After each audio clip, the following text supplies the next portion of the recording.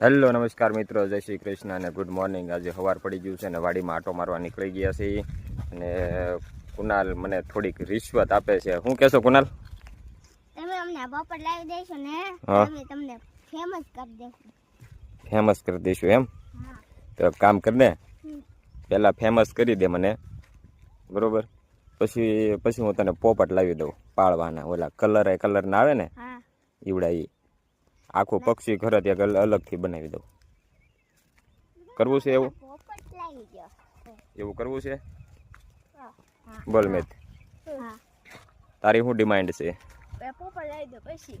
પોપટ લાવી દો પછી એમ? હા. તારે? હા. તારે સેમ? પેલા અરે હું પેલા નકર અરે ફેમસ કરી કરી દઉં તમને. પહેલાં મને ફેમસ કરી ગયો બે થઈને, બરોબર?